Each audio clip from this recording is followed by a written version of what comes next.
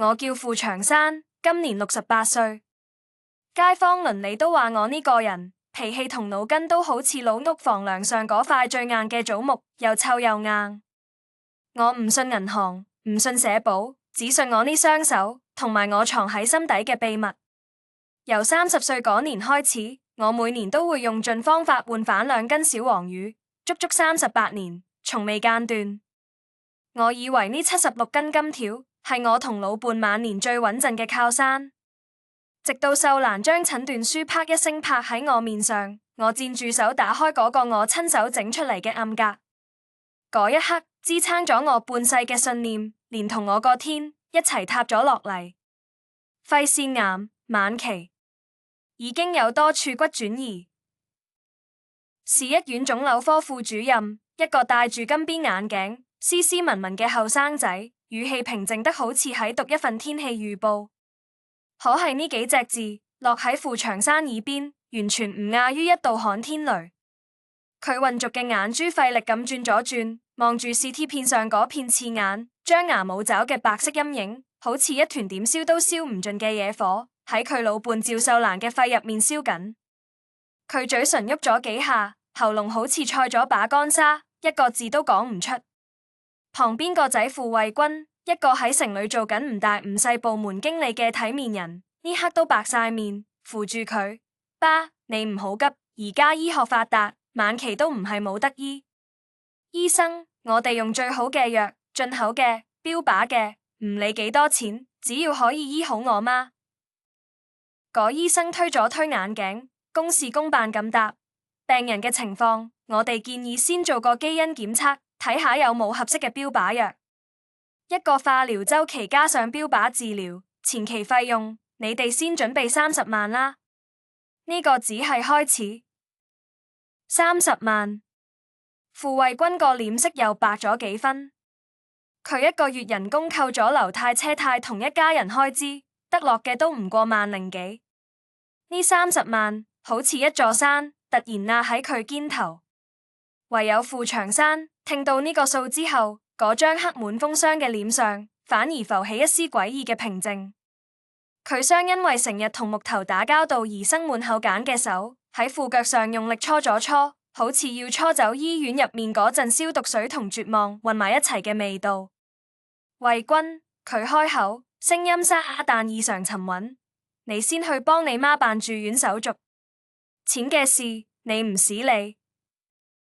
傅衛軍一愣：爸，呢個可唔係小數目，我叫你去你就去。傅長山聲調突然拔高，嗰股老木料般嘅倔強勁一下就頂咗上嚟。你老豆嘅家底仲未到山窮水盡嗰步。講完，佢唔再理個仔，轉身行出診室。走廊入面人來人往，一張張面上都寫住焦慮同疲憊。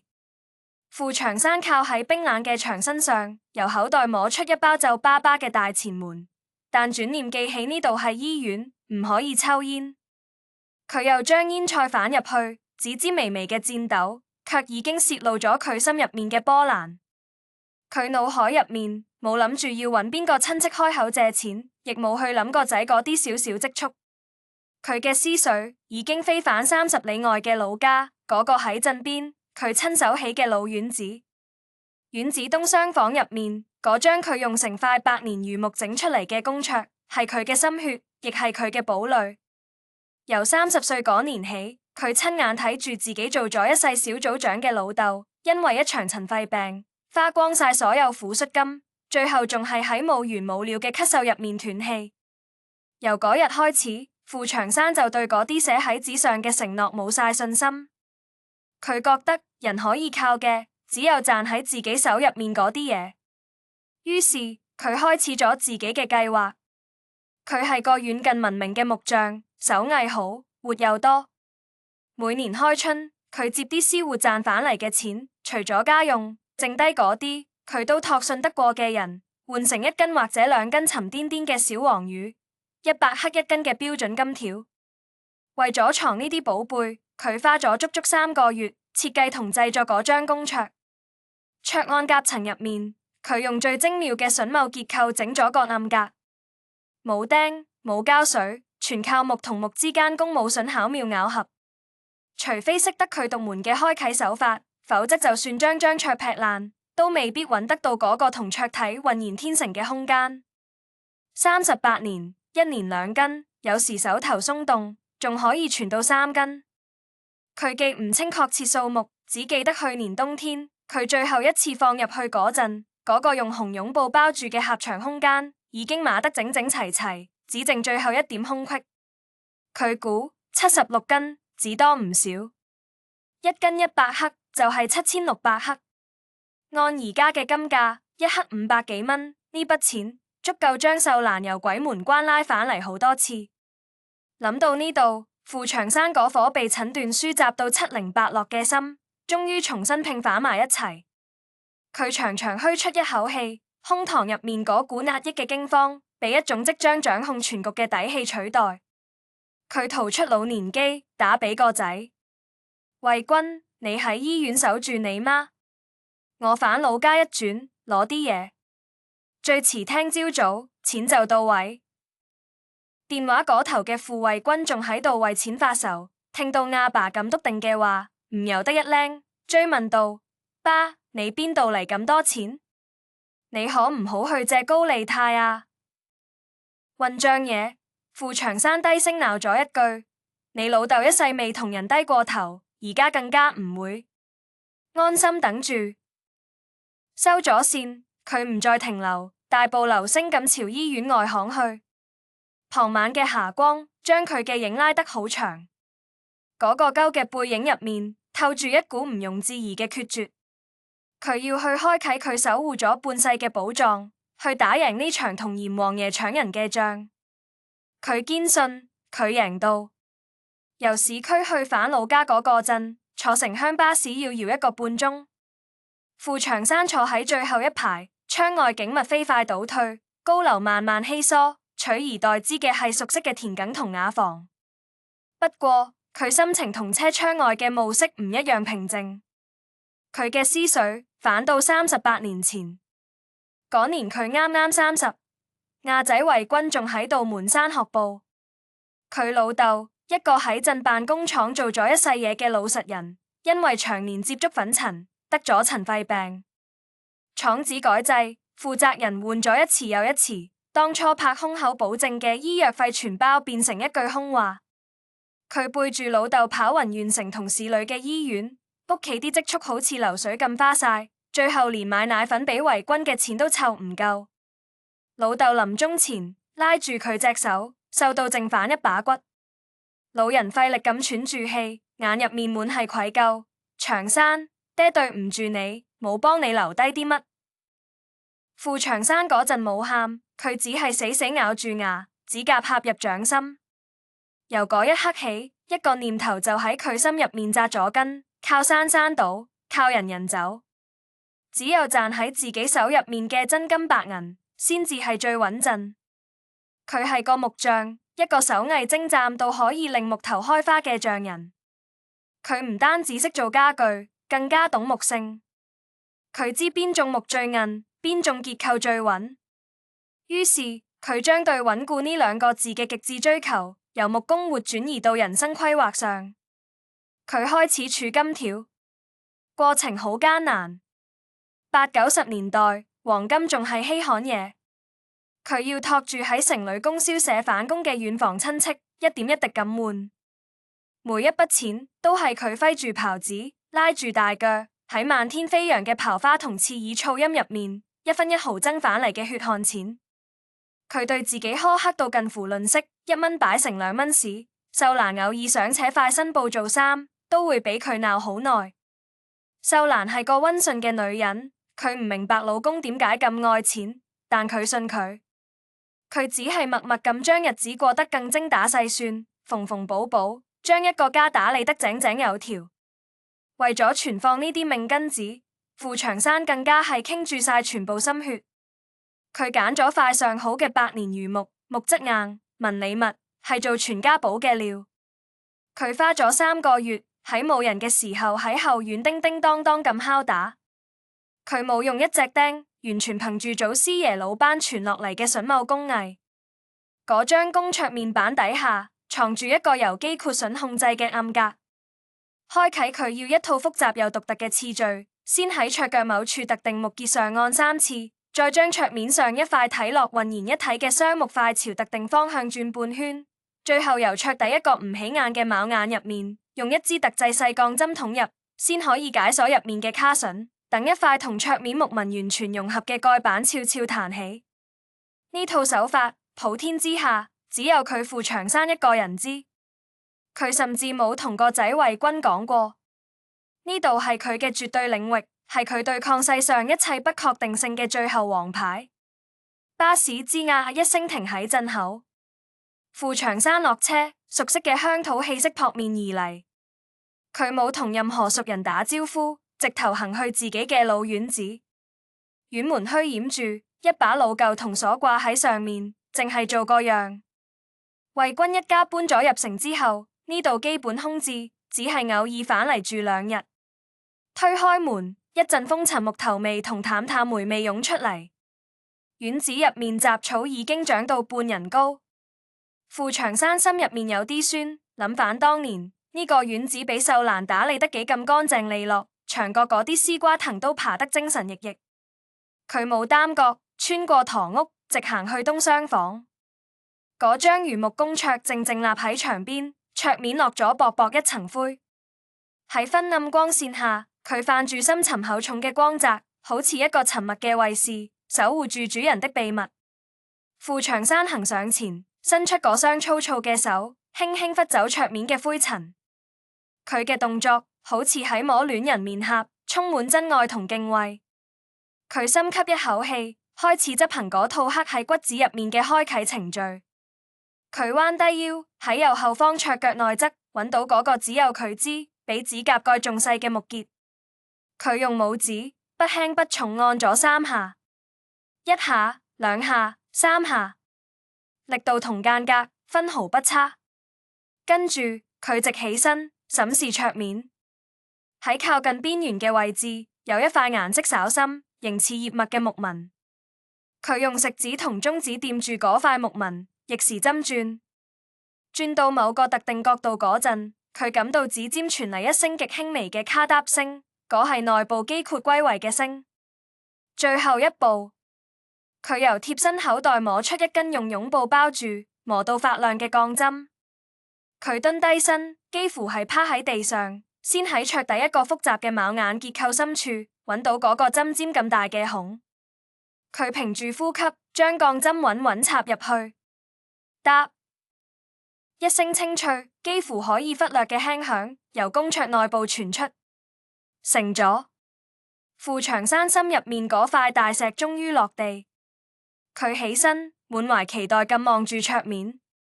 果然，嗰塊同周圍木紋天衣無縫嘅蓋板，無聲無息咁向上彈起一指寬嘅縫。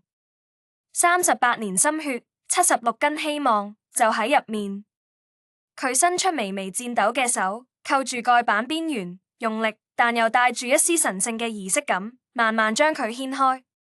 暗格呈現喺佢眼前，狹長嘅空間入面，鋪住一層佢當年親自揀選嘅深紅色絨布。絨布上空空如也，時間好似喺呢一刻凍結咗。傅長山面上嘅肌肉僵住咗，嗰雙啱啱仲閃緊底氣同希望嘅眼睛，而家好似兩口枯井，死寂一片。佢直勾勾盯住嗰個空蕩蕩嘅暗格，大腦一片空白。唔可能，呢個係佢腦海入面閃過嘅第一個念頭。係咪開錯咗？係咪邊個步驟出咗問題？佢下意識後退一步，又再仔細審視一遍嗰張佢親手整出嚟嘅公桌。冇錯，就係佢。桌腳上嘅木結，桌面上嘅葉脈紋，底部嘅卯眼，一切都同佢記憶入面一模一樣。佢嘅目光再次落返去嗰個刺眼嘅空洞，紅色絨布上仲殘留住一絲淡淡嘅金屬氣味，同埋一啲由於長期壓放而留下整齊排列嘅方形印。嗰啲印無聲證明呢度曾經存放過大量沉甸甸嘅嘢。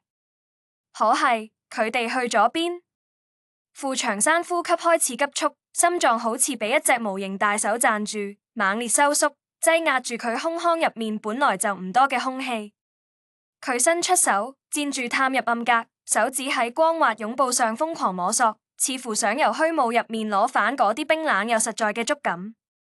乜都冇，連一根最細嘅金絲都冇。一聲野獸般嘅低吼由佢喉嚨深處擠咗出嚟。佢好似癲咗一樣，雙手抓住弓桌邊緣，用盡全身力氣瘋狂搖晃。嗰張重達幾百斤、由百年榆木同精密榫卯構成嘅桌子，喺佢巨力之下發出痛苦嘅加吱聲。我啲嘢呢？我啲金子呢？佢咆哮住，聲音喺空蕩蕩嘅房間入面回蕩，顯得無比淒厲同絕望。佢一把將桌上嘅香爐牌位全部掃落地下，乒乒乓乓碎裂聲，好似一把把錘敲喺佢脆弱嘅神經上。佢發紅嘅眼死死盯住嗰個暗格，仿佛要將佢望穿。係邊個？邊個打得開佢？呢套開鎖手法，天知地知，只有佢一個人知。佢從未同任何人提起過，包括同佢瞓咗40幾年嘅秀蘭，亦包括佢視若珍寶嘅仔衛軍。難道係糟賊？佢即刻俯低身，好似一頭受傷獵犬，仔仔細細檢查住弓桌每一個角落，冇撬動痕跡，冇輔助損傷，所有榫卯結構都完好無損，咬合得絲毫不差。嗰塊彈起嘅蓋板邊緣光滑如初，冇任何俾暴力破壞嘅跡象。呢就表示攞走金條嗰個人唔係用蠻力，佢係用同佢父長山一模一樣嘅手法打開咗呢個暗格。一個寒意刺骨嘅念頭，好似一條毒蛇，猛咁竄入父長山腦海。可以咁精準復現呢套複雜手法嘅，只有兩種可能。第一係有人長年累月喺暗中窺視佢，將佢每一個動作都分毫不差記低。第二係佢曾經喺唔覺意之中洩露過呢個秘密。會係邊個？佢腦筋飛快轉動，一張張面孔喺眼前閃過。鎮子裏嘅鄰居，八竿子打唔着嘅親戚，定係突然一塊被佢忽略咗嘅記憶碎片猛咁浮現出嚟。大概700年前，都係一個冬天。佢以為屋企冇人，好似往常咁，將嗰年嘅2根金條放入暗格。就在佢完成所有步驟，將蓋板合上嗰一刻，眼角餘光似乎瞥到門外有一個一閃而過嘅人影。當時佢心頭一驚，即刻追出去，院子入面卻空無一人。佢以為係自己眼花，加上對自己手藝有絕對自信，就冇再深究。而家諗返起嚟，嗰個身影，嗰個身高，嗰個熟悉輪廓，傅長山身體劇烈顫抖起嚟，一種比金條失咗更加令佢恐懼同心痛嘅情緒，瞬間席捲咗佢。佢諗到佢個仔傅衛軍。衛軍由細就聰明，觀察力強。細個嗰陣，佢拆爛咗屋企唯一一部收音機，居然憑記憶又原封不動裝返好。傅長山一啲複雜木工活，佢喺旁邊睇幾遍就可以講到七七八八。難道真係佢？呢個念頭好似一塊燒紅嘅烙鐵，狠狠燙喺傅長山心口。佢唔敢信，亦都唔可以接受。嗰係佢個仔，佢唯一個仔，佢含辛茹苦養大，寄望晒所有希望嘅仔，佢點敢？唔會嘅。傅長山喃喃自語，面色白得似紙。佢想為個仔揾10000個理由，但嗰個空蕩蕩嘅暗格，好似一個巨大嘲諷嘅黑洞，吞噬晒佢所有辯解。38年積蓄，佢對抗世界嘅盔甲，佢救治老伴嘅唯一希望，就咁喺佢最信賴嘅地方，以佢最難接受嘅方式消失咗。嗰種由天堂跌落地獄嘅巨大落差，嗰種比最親近嘅人由背後捅一刀嘅切骨寒意，瞬間擊垮咗呢個掘咗一世嘅老人。佢雙腳一軟，撲通一聲跪喺地上。啊！一聲淒厲、絕望，夾雜住無盡痛苦同背叛嘅嚎哭，由佢胸腔入面爆出嚟，衝破咗老屋嘅沉寂，喺死寂嘅院子入面久久回蕩。佢好似一個無助嘅細路，用拳頭狠狠捶打住冰冷地面，眼淚同鼻涕糊滿一面。佢喊嘅唔止係嗰70幾斤金條，更加係佢嗰份被踐踏到粉碎嘅沉甸甸嘅父愛，同埋佢嗰個轟然倒塌，用信任同親情築成嘅世界。由老家返市裏嘅路上，傅長山好似一磚被抽走咗魂魄嘅泥塑。佢坐喺城鄉巴士最後一排，雙眼空洞咁望住窗外，曾經撐起佢脊梁嗰股精氣神蕩然無存。佢腦海入面反覆響起自己嗰聲絕望嚎哭，嗰聲音好似一條鞭，抽到佢五臟六腑都錯晒位。金子冇咗，秀蘭嘅救命錢冇咗，呢個認知好似一把鈍刀喺佢心上來回感覺，但佢心入面更痛嘅係嗰個揮之不去嘅懷疑。衛軍，佢個仔，嗰個佢由細抱喺懷入面，手把手教佢寫字，用自己滿手老繭嘅手為佢削出第一把木頭手槍嘅仔。傅長山唔願意信。佢試圖喺腦海入面為個仔辯護，或者係自己記錯，或者金條藏喺第二度，但呢個念頭啱啱冒出嚟，就俾佢自己嚇熄。嗰張榆木公桌係佢唯一嘅寶藏地，係佢信念嘅化身，或者係租咗手法高明嘅賊，可邊個賊可以咁悄無聲息，唔留半點痕跡？而且偏偏係喺佢最需要用錢嗰個骨折眼上，所有線索、所有邏輯都好似一條條冰冷繩索，最後纏到傅衛軍身上。嗰個700年前一閃而過嘅人影，越嚟越清晰咁落喺佢腦海。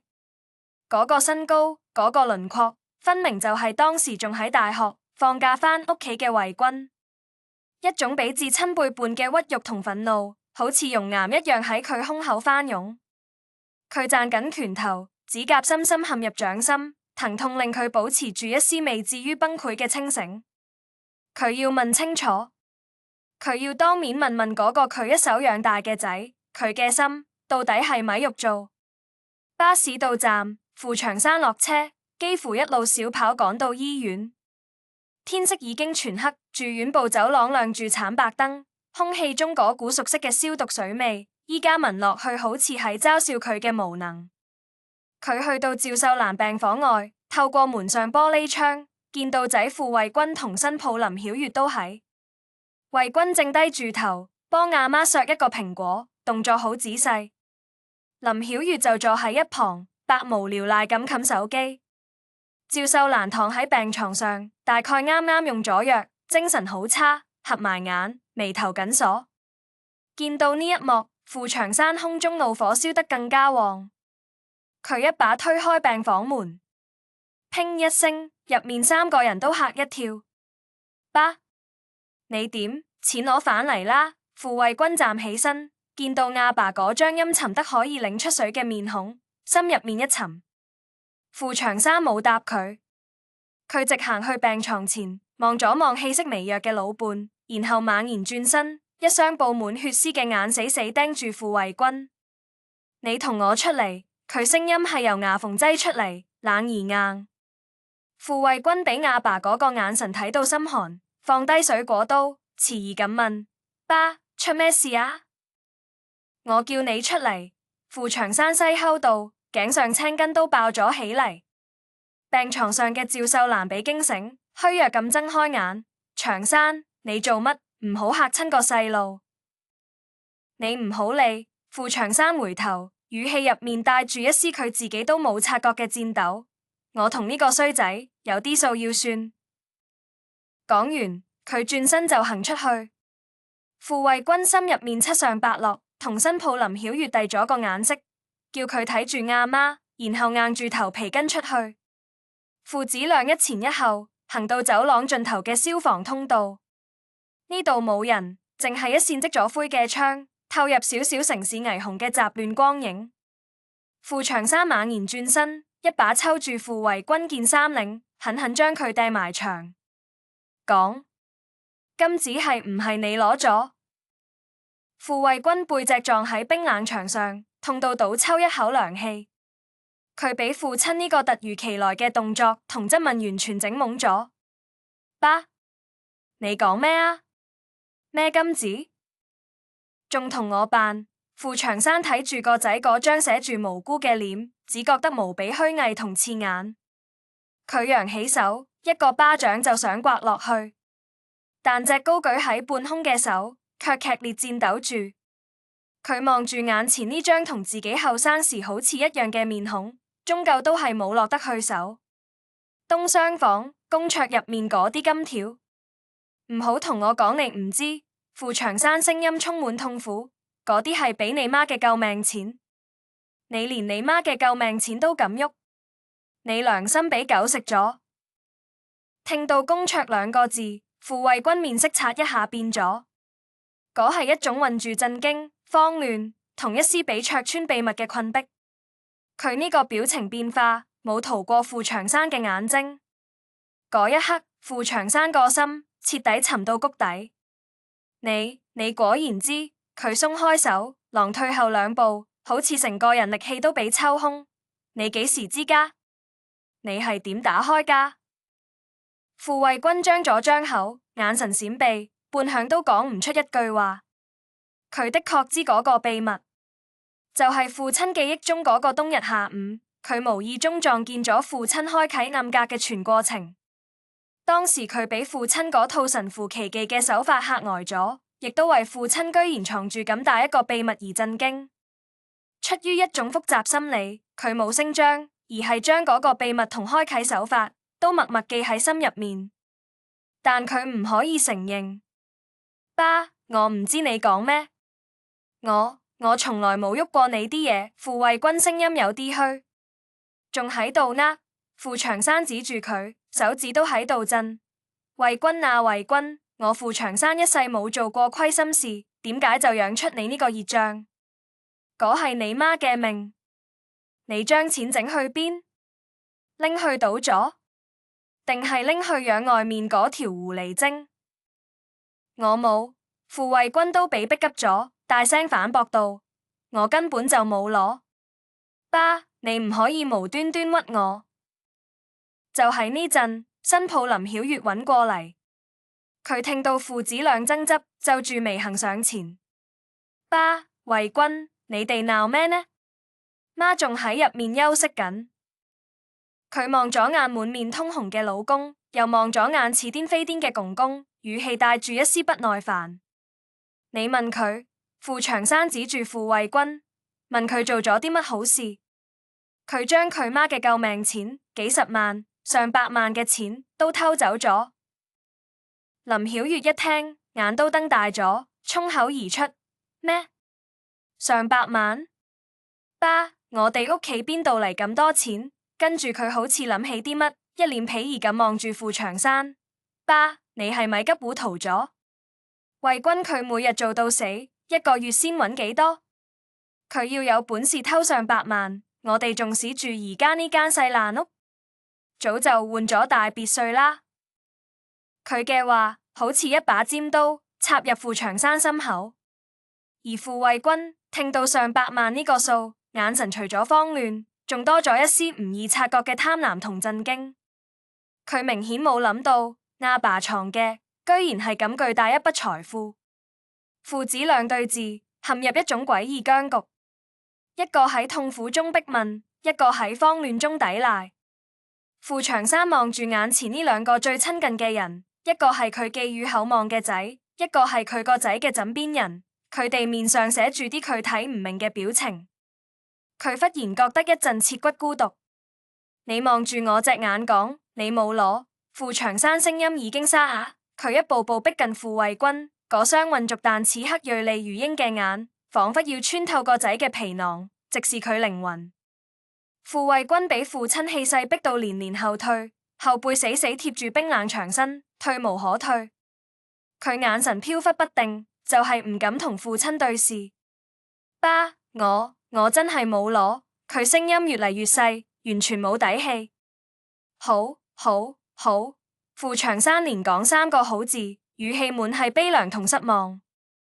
佢猛一拳砸喺旁邊牆上，牆皮速速跌落。佢手上骨折即刻擦損，滲出血。長山病房門唔知幾時又開咗，趙秀蘭披住件衫喺林曉月攙扶下行出嚟。佢睇住丈夫手上嘅血，心痛到眼淚都快落。你做咩啊？有咩話唔可以好好講，非要動手？秀蘭，你唔好理。傅長山轉過頭，見到老伴蒼白嘅面，心如刀割，但而家已經俾怒火同背叛感沖昏頭腦。我今日一定要問出呢個畜生潛藏咗去邊。爸，你唔好屈人。傅衛軍梗住條頸喊道，好似呢聲大吼可以幫佢增加少少可信度。你話我偷咗，證據呢？你唔可以因為自己將錢藏忘咗地方，就賴喺我頭上。我忘咗地方，傅長山氣到笑咗，笑聲裏滿係淒楚。我傅長山呢一世乜都可能忘，唯獨嗰張桌，我刻喺骨頭入面。38年，76根金條，每一根都帶住我嘅血汗。我忘咗？我點可能忘？76根金條，呢個數由傅長山口中講出，不單止傅衛軍同林曉月，連趙秀蘭都呆咗。林曉月眼睛即刻亮咗，嗰係一種混住貪婪同不敢置信嘅光。佢一把捉住傅衛軍隻手臂，急切問：衛軍，爸講真唔真？我哋屋企有咁多金條？傅衛軍都俾呢個數砸懵咗。佢知阿爸有秘密，但冇諗到秘密會咁驚人。76根金條，按而家市價，嗰係超過400萬嘅巨款。趙秀蘭就係滿面震驚同心痛，佢望住丈夫，嘴唇震住。長山，你邊度嚟咁多錢？你呢幾十年係咪一蚊都冇俾自己使過？佢終於明白丈夫嗰近乎病態嘅節儉究竟係為咗乜？而家講呢啲仲有咩用？傅長山望住妻子，眼圈一紅，但佢死忍住冇令眼淚跌落嚟。錢冇咗，俾你救命嘅錢，俾呢個不孝子偷咗。我冇。傅衛軍仲喺度做最後掙扎。就喺呢時，一直冇點出聲嘅林曉月眼珠一轉，突然開口：爸，你先唔好咁快落定論。你話嗰公桌淨係你一個人可以打開，係咪？傅長山冷冷望咗佢一眼，冇作聲。林曉月自顧自繼續講：咁會唔會係你記錯咗？其實早就同邊個講過，或者俾人見到過。譬如鎮上嗰啲眼紅我哋屋企嘅親戚。衛軍佢可係你親仔，苦毒都唔食子，佢點可能偷你俾媽嘅救命錢？佢呢番話聽落似係幫傅衛軍開脫，但其實係喺度搞亂水，同時亦都喺度試傅長山。傅長山心入面冷笑一聲，佢太了解呢個新抱，無利不起早。但佢嘅話卻意外提醒咗佢，對，苦毒不食子。衛軍就算幾混賬，都唔至於喺呢種時候攞老母條命嚟開玩笑。除非佢有其他隱情，又或者攞走金條嘅真係另有其人。可係除咗佢自己同嗰個可能偷睇到嘅衛軍，仲有邊個知嗰個秘密？傅長山腦筋飛快運轉，好似一部生咗鏽嘅機器，喺巨大壓力下加之作響。佢努力回憶，搜尋住任何可能被忽略嘅蛛絲馬跡。佢目光不經意掃過傅衛軍條褲腳，嗰係條西褲，褲腳上沾住少少唔起眼黃色嘅泥。市裏到處都係水泥地，乾淨得好。而呢種黃泥，傅長山再熟悉不過，嗰係老家院子入面菜地邊嗰啲土。衛軍話佢今日一直喺公司同醫院兩頭跑，根本冇返過老家。咁呢啲泥係邊度嚟？傅長山心猛然一沉，佢冇即刻戳穿呢個謊。佢知依家逼問只會令呢個已經俾嚇破膽嘅仔更加嘴硬。佢需要證據，一個令佢無法抵賴嘅鐵證。佢深深望咗傅衛軍一眼，嗰個眼神令後者唔自覺打咗個寒戰。好，傅長山突然平靜落嚟，佢對趙秀蘭講：秀蘭，我哋返去，你身體要緊。然後佢又轉向傅慧君同林曉月一字一頓講：錢嘅事我會查清楚。如果真係外人做嘅，我傅長山拼咗呢條老命都要將嘢揾返嚟。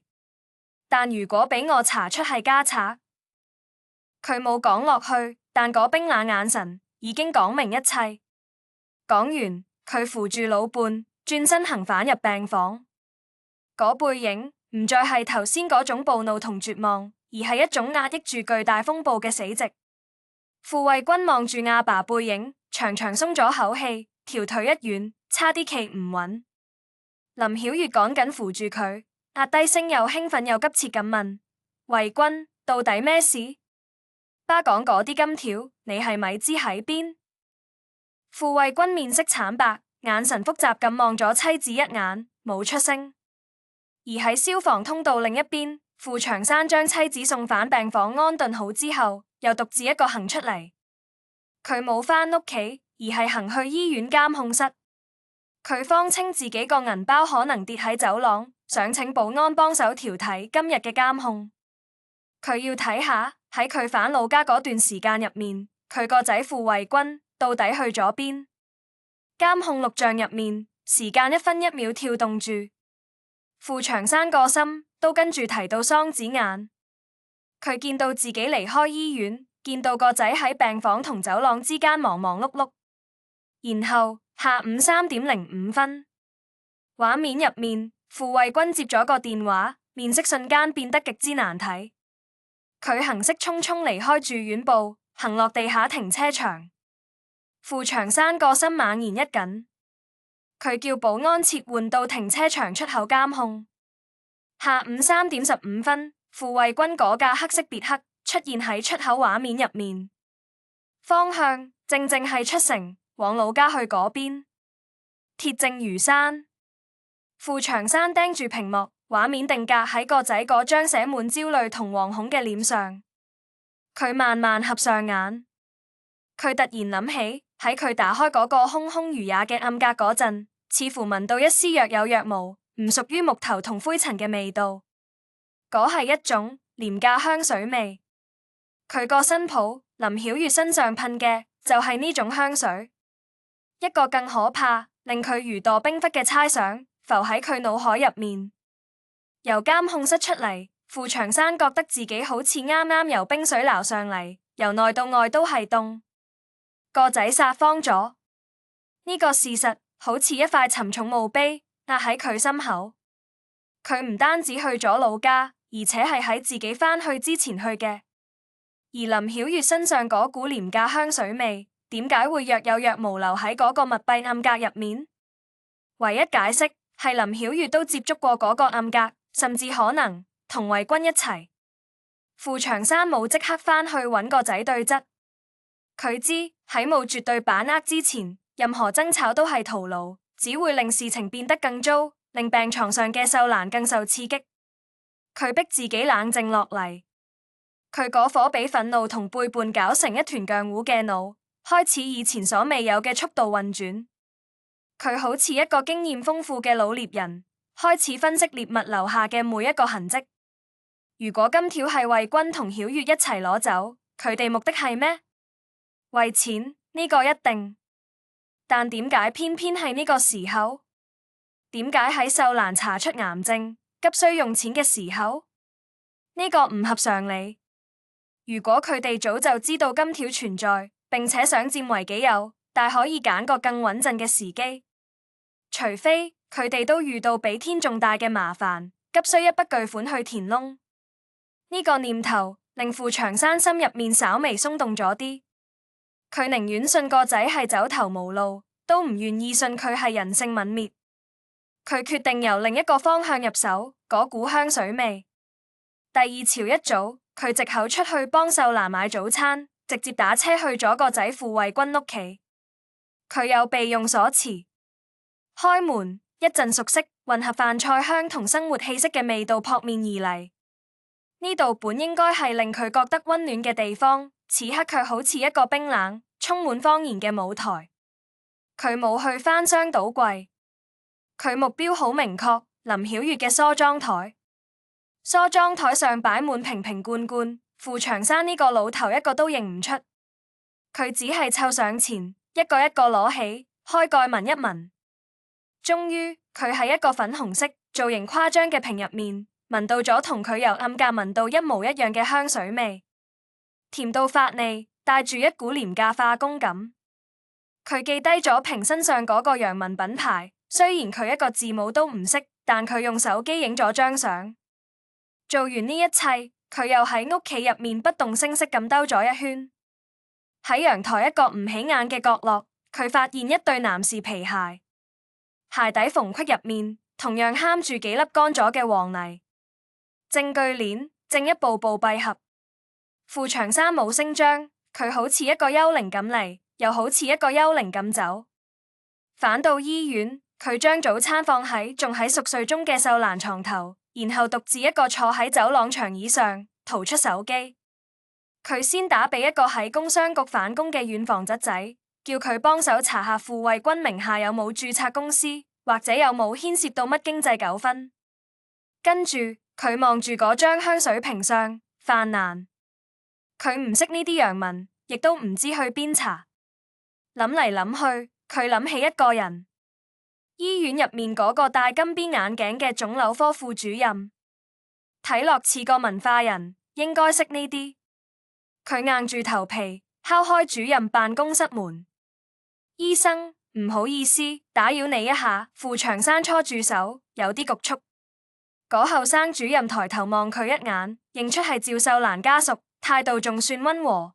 大爺，有咩事？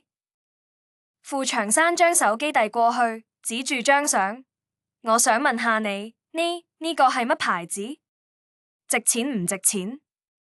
主任扶咗扶眼鏡，望咗一眼，隨即眉頭微微一皺，眼神閃過一絲唔易察覺嘅輕蔑。呢個牌子叫 Pink Dream 粉紅之夢，網上賣嘅，一瓶幾十蚊啫，算唔上乜正經香水。幾十蚊？傅長山個心又沉咗一截。林曉月平時着衫打扮都算講究，點會用咁廉價嘅香水？咁你知唔知道邊度可以買到同呢個味道一樣，但牌子更好、更貴嗰啲？傅長山追問道，佢隱約覺得入面有文章。主任諗咗諗，話香水呢樣嘢，香型成千上萬，不過有啲高端品牌會出啲所謂平替，即係模仿大牌香型。你講嗰個粉紅之夢，我有啲印象，佢模仿嘅係一款叫凡爾賽之類嘅沙龍香，好小眾，一細瓶就要幾千蚊。凡爾賽之類呢四隻字好似一道閃電，劈開咗傅長山嘅思路。佢諗起大概半年前林曉月生日，衛軍曾經愁眉苦面同佢講，曉月睇中咗一瓶香水，叫咩眼淚，貴到嚇人，佢一個月人工都唔夠買。當時傅長山仲鬧咗個仔一頓，話佢中住老婆亂使錢。如果曉月用緊係廉價嘅粉紅之夢，咁佢心心念念嗰瓶凡爾賽之類呢？一個大膽推測喺佢心入面成形，會唔會攞走金條？唔係為咗賭博，亦都唔係為咗填補生意虧空，而係為咗買呢啲奢侈品。呢個念頭令佢感到一陣作嘔。為咗虛榮，連婆婆救命錢都敢喐。就在呢陣，佢手機響咗，係嗰個喺工商局嘅侄仔打嚟。七叔，我幫你查咗，衛軍哥名下冇公司，但係佢個人有一筆好大嘅對外擔保，係幫一間叫鼎盛投資嘅公司做。呢間公司上個月就爆雷，老闆捲款走佬咗。衛軍哥作為擔保人，而家背住500萬連帶債務，法院傳票，估計呢幾日就會到佢手上。500萬呢個數好似一顆炸彈喺傅長山腦入面轟然炸開，佢終於明白晒，一切都明白晒，唔係為虛榮，亦都唔係為享樂，係絕路。佢個仔已經走投無路。傅長山收咗線，攤坐喺長椅上，覺得成身骨頭都好似俾抽走晒。佢腦海入面浮現出個仔嗰張蒼白、撒謊時唔敢望佢嘅臉。嗰唔係心虛，嗰係恐懼，係對父親嘅恐懼，更係對未來滅頂之災嘅恐懼。佢點解要偷金條？因為佢別無選擇。500萬嘅債務足以壓垮佢一生。佢唔敢同自己呢個嚴厲、成世冇欠過人一蚊嘅父親講，佢只能用自己知嘅唯一方式去攞一筆巨款自救。而林曉月或者都參與其中。佢用住廉價香水，卻心心念念住幾千蚊嘅大牌，背後係生活俾巨額債務逼到極致嘅窘迫同不甘。呢唔係一宗簡單盜竊案，呢係一出由謊言、絕望同沉重嘅愛交織而成嘅家庭悲劇。傅長山掩住面，滾燙嘅眼淚終於由佢滿布皺紋嘅眼角順住粗糙指縫無聲滑落。傅長山喺走廊坐咗好耐，直到身上寒意比心入面翻騰嘅灼痛取代。佢抹乾眼淚，眼神重新變得堅定。佢唔可以垮，如果連佢都垮咗，呢個家就真係散咗。佢冇直接去揾傅衛軍攤牌，佢知喺個仔已經行到懸崖邊嗰陣，再由背後推多佢一把，只會令佢粉身碎骨。佢要做嘅係拉佢一把，哪怕自己都要俾曳落深淵。佢返咗病房，趙秀蘭已經醒咗，正喺度小口小口飲粥。見到佢返嚟，佢擔心咁問：長山，你冇事吧？你隻手？傅長山搖搖頭，將手藏到背後，擠出個比喊仲難睇嘅笑容：冇事，就係唔小心撞咗一下。秀蘭，你安心養病，錢嘅事我已經有眉目。真係？趙秀蘭眼入面有咗一絲光。真係？傅長山重重點點頭。你老公幾時呃過你？安撫好妻子，佢行出病房，撥通傅衛軍電話。你而家嚟醫院一趟，我喺樓下花園等你。一個人嚟，佢語氣平靜，冇一絲波瀾。電話嗰頭嘅傅衛軍沉默咗一陣，然後用一種近乎解脫嘅語氣，低低應咗聲好。10分鐘後，傅衛軍出現喺花園。佢睇落比昨日更加憔悴，眼窩深陷，鬍渣滿面，好似一夜之間老咗10歲。佢行到傅長山面前，低住頭，好似一個等候審判嘅犯人。傅長山冇望佢，只係平靜咁睇住花園嗰片枯黃草坪。鼎盛投資500萬擔保，幾時嘅事？傅衛軍身體猛然一震，抬起頭，滿面震驚咁望住父親，嘴唇打囉嗦，講唔出話。佢冇諗到父親居然已經知，仲想瞞到幾時？傅長山轉過頭，目光如炬。等你媽病死，等你俾法院人捉走，你先肯講真話？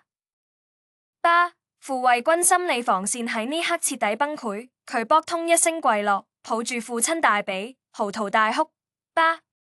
我對唔住你，我對唔住媽，我唔係人，我係畜生。佢喊到好似個細路，將呢排所有恐懼、悔恨同絕望都傾瀉出嚟。傅長山冇扶佢，就咁企住，任由個仔啲眼淚浸濕自己條褲腳。佢聽住個仔嘅哭聲，心入面五味雜陳，有憤怒，有心痛，但更多嘅係一種無力嘅悲哀。喊咗好耐，傅衛軍先至抽抽熱熱講返成件事嘅來龍去脈。1年前，佢一個大學同學，亦即係鼎盛投資嘅老闆，揾到佢，話自己喺做一個回報率極高嘅項目，只要傅衛軍幫忙做個擔保，等佢由銀行借到款，唔使半年就可以分100萬紅利俾佢。傅衛軍一開始係拒絕，但佢頂唔住同學不斷軟硬兼施，更重要係佢俾個100萬紅利迷花咗眼。佢諗住有咗呢筆錢就可以幫父母換間市裏大屋，可以俾曉月過好啲嘅生活，自己都可以喺父親面前挺直腰板。佢太想證明自己，於是佢鬼使神差咁簽咗字。結果項目遲遲冇進展，紅利更加冇影。直到上個月，嗰個同學突然人間蒸發，佢先知道自己跌咗入一個精心設計嘅騙局。500萬巨額債務好似一座山，轟然壓落嚟。佢唔敢同任何人講，每日活喺噩夢入面。直到阿媽病倒，醫院催款單同銀行催債電話，將佢逼上絕路。嗰日你返老家之前，銀行俾我落咗最後通牒，話再唔還錢就要行法律程序。傅慧君哽咽住講：我冇辦法，我真係冇辦法。我諗起你藏嘅嘢，爸，我知道我應該死，可我當時腦入面淨係一個念頭，唔可以令你同媽辛苦一世嘅家就咁散咗。所以你就去偷。傅長山聲音聽唔出喜怒。我冇諗住偷。傅慧君急住辯解，我只係想先攞出嚟，將銀行個窿補上，剩低嘅錢俾媽醫病。我諗住等之後我還返嚟，我再諗辦法補返筆錢。我只係暫時挪用一下。咁啲金子呢？傅長山問出最關鍵嘅問題。76斤金條唔係少數，你整去邊？傅慧君面色瞬間慘白，抬起頭，眼神充滿比頭先更深嘅恐懼同絕望。爸，佢顫住聲講：金子，俾我換成錢，還咗銀行一部分，剩低嗰啲都俾人呃咗。傅長山只覺得眼前一黑，差啲栽倒喺地。原來傅慧君喺情急之下，透過一個地下渠道，將嗰批金條快速變現。因為係黑市交易，價錢被壓得極低，70幾斤金條只換到300幾萬現金。佢先攞咗150萬還俾銀行，希望拖延一下時間。剩低近200萬，佢冇存銀行，因為佢個戶口可能隨時被凍結。就喺佢唔知點算嗰陣，嗰個走佬嘅老闆居然又揾返佢，話佢係喺外國遇到啲麻煩。只要傅慧君再轉180萬俾佢打通關係，佢就可以返嚟，連本帶利將所有錢都還返。已經被逼到絕路嘅傅慧君，好似一個捉住救命草嘅溺水者，再一次選擇相信。佢將剩低嘅錢全部轉咗過去，然後就再冇然後。畜生！你呢個無可救藥嘅畜生！傅長山再忍唔住，一腳踩喺傅慧君胸口，將佢踩返喺地。佢呢一世精明算計，步步為營，自以為可以掌控一切，卻冇諗到養出咗一個咁愚蠢、咁天真嘅仔。佢畢生積蓄，佢老伴嘅救命錢，就咁俾一個拙劣嘅連環騙局吞噬得一乾二淨。傅長山企喺度，望住喺地下蜷成一團、痛哭流涕嘅個仔，第一次感受到乜叫真正嘅萬念俱灰。呢場遲來嘅攤牌，最後以父子倆相對無言告終。傅長山冇再打鬧個仔。當憤怒同失望退潮之後，剩低嘅只有一片冰冷、荒蕪嘅死寂。佢知打鬧解決唔到任何問題，錢冇咗，債務仲喺度，秀蘭嘅病仲一日一日惡化。佢叫傅慧君起身，只講咗一句話：呢件事唔准俾你媽知。半隻字都唔可以提。傅慧君紅住眼，好似個犯錯嘅細路，重重點咗點頭。返到病房，傅長山對憂心忡忡嘅趙秀蘭撒咗謊。佢話錢已經攞出嚟，部分先交咗住院費，剩低嘅佢存咗個定期，要用先拎，安全。趙秀蘭信咗，佢太了解自己丈夫，只要佢話有，就一定有。佢心入面塊石終於落地，精神狀態甚至好返幾分。睇住妻子面上久違嘅輕鬆，傅長山心就好似俾針吉咁痛。呢個慌，佢唔知可以頂幾耐。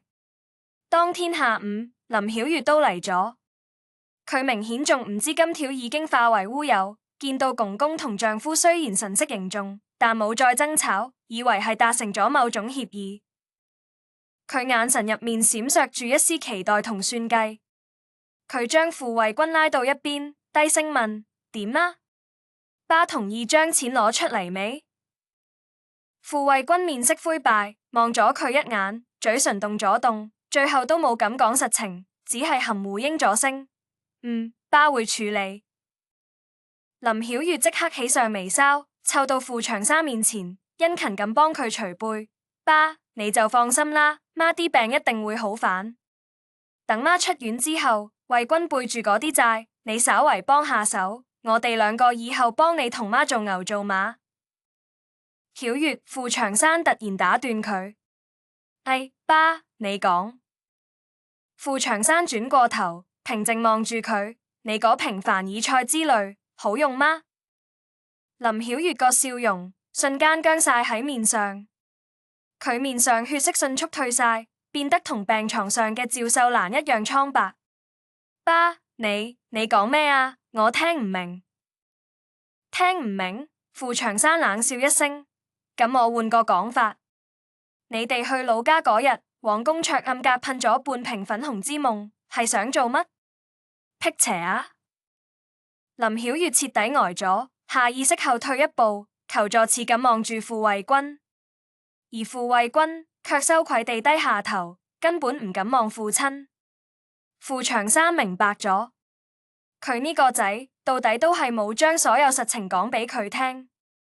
去老家攞金條唔係傅衛軍一個人嘅主意，而係佢哋夫妻倆合謀，甚至林曉月先係嗰個推動得更積極嘅人。我再問你一次，傅長山聲音冷得好似冰，金子到底去咗邊？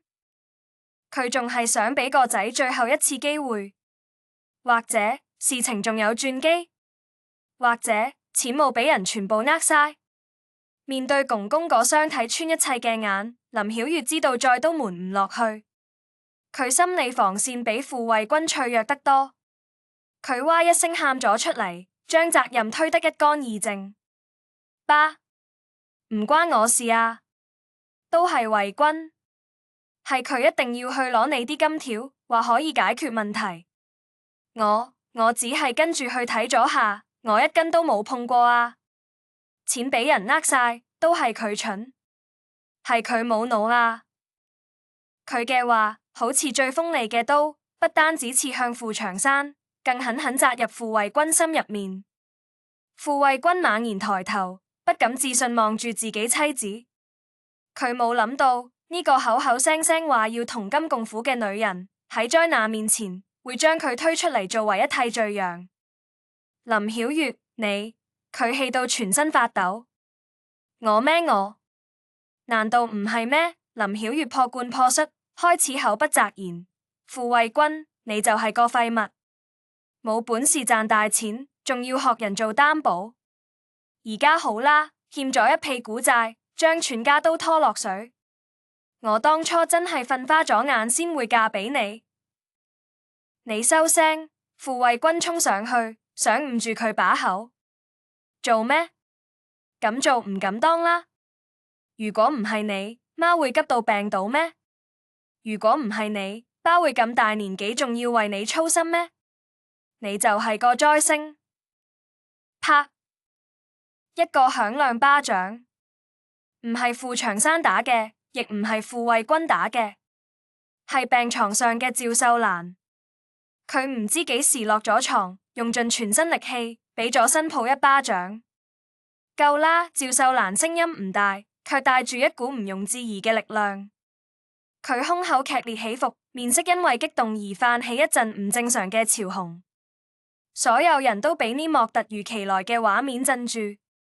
趙秀蘭目光慢慢掃過在場每一個人，佢先望咗望滿面淚痕、歇斯底里嘅新抱，又望咗望羞愧欲絕、失魂落魄嘅個仔，最後目光落喺自己丈夫嗰張布滿痛苦同疲憊嘅臉上。長山，佢輕輕開口，聲音有啲震：你同我講真話，錢係咪已經冇咗？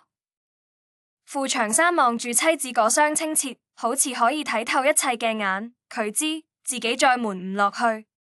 佢呢一世用無數謊言同秘密，為呢個家砌起一道睇落堅固嘅牆，而家呢道牆正喺佢最愛嘅人面前，一塊一塊轟然垮塌。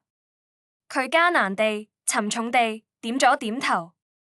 當傅長山點頭嗰一刻，病房入面嘅空氣好似被抽乾咗。林曉月停咗哭鬧，傅衛軍停咗戰鬥，所有人目光都聚焦喺趙秀蘭身上，等住佢崩潰、佢責罵或者佢絕望。然而趙秀蘭嘅反應出乎晒所有人意料，佢冇喊亦冇鬧，佢只係長長嘆咗一口氣，嗰聲嘆息入面包含太多失望、心痛同無奈。佢行到傅衛軍面前，伸出嗰隻因為輸液而有啲浮腫嘅手，輕輕摸咗摸個仔塊面。衛軍，我個仔，你受苦啦！傅衛軍再頂唔住，跪倒喺阿媽面前，喊到收唔到聲。趙秀蘭又望向林曉月，眼神入面冇咗頭先嗰份憤怒，只剩下一種長輩對晚輩嘅憐憫。曉月，夫妻本係同林鳥，大難臨頭更應該互相扶持，而唔係各自飛。你今日講嗰啲話太傷人啦！林曉月面紅耳赤，羞愧地低下頭。最後趙秀蘭行返去傅長山身邊，握住咗佢隻因為捶牆而受傷嘅手。佢手心溫暖而乾爽。長山，我知你苦。佢望住丈夫眼睛，一字一句講，但你由一開始就錯咗。錢財係身外物，冇咗可以再爭。家先係我哋嘅根。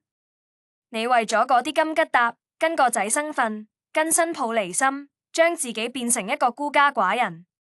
你守住一座金山，卻活得好似個乞兒，值唔值？傅長山全身一震，呆呆望住自己妻子。呢係佢識咗幾十年嘅趙秀蘭嗎？嗰個溫順唔識幾個大字，凡事都聽佢安排嘅女人，佢點會講出呢番話？你點會？我點會知？趙秀蘭慘然一笑。長山啊，我哋係40幾年夫妻，你每次由後院返嚟，身上嗰股藏唔住嘅金屬味同緊張勁，我點會聞唔到？你以為我唔知你防住我，防住個仔，好似防賊咁咩？我只係唔想講穿，因為我諗住你係為咗呢個家好，可我冇諗到，最後偏偏就係呢啲嘢，差啲毀咗我哋個家。原來佢咩都知，佢只係默默睇住佢，配合住佢，守護住佢嗰個自以為天衣無縫嘅秘密。傅長山徹底呆咗，佢覺得自己好似一個着住皇帝新衣嘅小丑，喺眾人面前表演咗一場長達38年、滑稽又可悲嘅戲。佢引以為傲嘅城府，佢賴以生存嘅信念，喺妻子呢幾句平淡話面前，被擊得粉碎。我錯咗。傅長山喃喃自語，兩行老淚終於忍唔住滾落嚟。秀蘭，我對唔住你，我對唔住呢個家。而家講呢啲不滿，趙秀蘭幫佢抹去眼淚，然後做出一個令所有人都震驚嘅決定。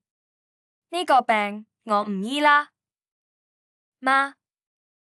秀蘭、傅長山同傅衛軍同時驚呼出聲。你哋聽我講完。趙秀蘭擺擺手，氣息有啲唔穩，但眼神卻異常堅定。我自己身體我知，呢個就係個無底洞。我哋屋企而家呢個情況填唔上，與其將全家都拖入泥潭，最後人財兩空，不如將睇病啲錢慳返，俾衛軍去還債。佢望住傅衛軍，仔，人一世，邊個都會犯錯，犯咗錯唔可怕，可怕係冇膽去承擔。呢筆債係你嘅坎，你要自己跨過去。我哋傅家人唔可以做一世欠債唔還嘅老賴。然後佢又望住傅長山，長山，出院啦，帶我返老家。我想返嗰個院子，想聽你拉鋸子嘅聲，想聞下你刨木花嘅香味。剩低嘅日子，我想同你好好過。呢番話好似一記重錘，敲喺每個人心上。傅長山望住妻子，呢個佢發誓要用生命守護嘅女人，而家卻用自己條命去為佢同個仔犯下嘅錯買單。佢呢一世都喺追求一種絕對嘅掌控，結果卻輸得一敗塗地。佢用金錢砌起嘅堡壘不堪一擊，而佢一直忽略柔軟嘅親情，卻喺最後關頭展現出最堅不可摧嘅力量。佢突然明白咗，佢真正應該守護嘅，從來唔係嗰啲冰冷嘅金條，而係眼前呢個願意為佢、為呢個家付出一切嘅女人。傅長山搖搖頭，聲音唔大，卻帶住前所未有嘅決絕。佢望住妻子，望住個仔，望住呢個瀕臨破碎嘅家。秀蘭，你嘅病必須醫；衛軍，你嘅債我哋一齊還。呢個家唔可以散。傅長山作出決定，佢冇再多講一句廢話，轉身就行出病房。佢步伐唔再似前幾日咁沉重或者狂亂，而係一種落葉歸根般嘅沉穩。佢先去主治醫生嗰度，詳細問咗趙秀蘭後續治療方案同費用。標靶藥、化療、放療，一個個冰冷嘅醫學名詞背後，係一個個天文數字般嘅金額。然後佢返到嗰個空無一人嘅老家。呢一次，佢唔係嚟揾失咗嘅金條，而係嚟揾返自己。佢行入嗰間風塵、充斥木石香味嘅工房，牆上掛住佢用咗幾十年嘅工具：刨子、鑿、麥斗、鋸，每一件都好似佢身體嘅延伸，泛住溫潤光澤。佢攞起嗰把最順手嘅紅木刨子，用滿布厚繭嘅手指輕輕拂過冰冷刨印。佢傅長山失咗半生積蓄，毀咗個仔前程，但佢仲有呢門手藝。佢係個木匠，一個可以令朽木重生、令頑石點頭嘅頂級木匠。第二日，鎮上啲人都見到一個奇怪景象，嗰個脾氣古怪、早就閒住喺屋嘅老木匠傅長山，竟然重新開張。佢將壓箱底嗰啲寶貝、幾塊珍藏多年嘅金絲楠木、小葉紫檀、黃花梨邊角料，全擺晒出嚟。佢對外放話接活。唔管係修桌寶凳，定係做更精細嘅木雕擺件，只要有錢，乜活都做。一開始冇人敢揾佢，大家都知佢手藝好，但收費都高，而且脾氣臭，輕易唔肯出手。第一個上門嘅係鎮上嗰個暴發戶，佢聽講傅長山手上有好料，想揾佢雕一尊關公像，擺喺公司鎮宅。傅長山望住嗰塊原本打算留俾自己同秀蘭100年之後做小房子嘅金絲楠木，眼都唔眨一下，開口報咗個價。嗰個價錢連暴發戶都咋舌，但傅長山只講咗一句：我傅長山嘅手藝值呢個價。3日後你嚟攞貨。3日時間，傅長山將自己關喺工房入面。除咗食飯飲水，佢幾乎冇合過眼。工房入面盞燈成晚亮住，刺耳嘅切割聲同細膩嘅打磨聲喺寂靜夜晚傳得好遠。傅衛軍唔放心，想去幫手，俾佢趕咗出嚟。3日後，當嗰個暴發戶再次上門時，佢俾眼前嗰尊關公像徹底鎮住。嗰尊關公橫刀立馬，威風凜凜。木料本身嘅金色絲線，比傅長山用鬼斧神工般嘅技藝，巧妙融合喺關公嘅盔甲同眉宇之間，仿佛自帶霞光。嗰雙丹鳳眼更加係點睛之筆，只係望一眼就令人心生敬畏。暴發戶二話冇講，當場付晒全款，仲多俾咗個大紅包。傅長山嘅名聲一夜之間又喺10里八鄉傳開，活像雪片咁飛嚟。有真心中意佢手藝嘅，亦有純粹嚟湊熱鬧睇新鮮嘅。傅長山來者不拒，佢唔再有像人嗰種清高同挑剔，佢變成一部唔知疲倦嘅機器。佢用賺返嚟嘅第一筆錢，幫趙秀蘭交上下一個療程費用。傅衛軍都冇閒住，經歷咗呢場巨變之後，佢好似一夜之間長大咗。佢冇選擇逃避，而係主動聯絡晒所有債主，包括銀行，坦白自己嘅情況，並遞交一份詳細還款計劃。佢辭咗嗰份睇落體面嘅工，去咗一個建築工地。日頭，佢喺工地扛水泥，搬磚頭、揮汗如雨。夜晚，佢去跑代駕，將車開到城市每一個角落。佢用最辛苦嘅勞動去贖自己嘅罪，去賺每一分乾淨錢。林曉月都變咗，佢收起自己所有名牌袋同化妝品，揾咗份喺超市做收銀員嘅工作。每日返屋企，佢都會主動煮好飯，送去醫院，笨手笨腳學住照顧奶奶。呢個曾經幾乎破碎嘅家，用一種所有人都冇諗到嘅方式，重新凝聚返埋一齊。佢哋唔再講嗰76根消失咗嘅金條，亦都唔再講嗰500萬巨額債務。佢哋只知道秀蘭個病要錢，屋企嘅債要還。佢哋淨係得一個目標，就係活落去，而且一齊活落去。半年後，一個冬日午後，陽光懶洋洋咁照入老家院子。趙秀蘭嘅病情喺標靶藥控制之下，奇蹟咁穩定咗落嚟。佢搬返老家休養，雖然身體依然虛弱，但氣色好咗好多。佢正坐喺院子入面，戴住一頂絨線帽，咪住眼曬太陽。遠處工房入面傳出熟悉有節奏嘅刨木頭聲。傅衛軍同林曉月都由城裏返咗嚟，佢哋帶返一個信封，入面係呢個月佢哋兩個一齊賺返嚟嘅錢，同一張銀行還款憑證。傅衛軍將信封交俾父親，面上帶住一絲疲憊，但更多係踏實。傅長山接過信封，掂咗掂，冇打開。佢望住個仔嗰雙同樣變得粗糙、沾滿灰塵嘅手，又望望院子入面安詳嘅妻子。佢突然覺得，佢呢一世從未有過而家咁富足。佢失去咗藏喺暗格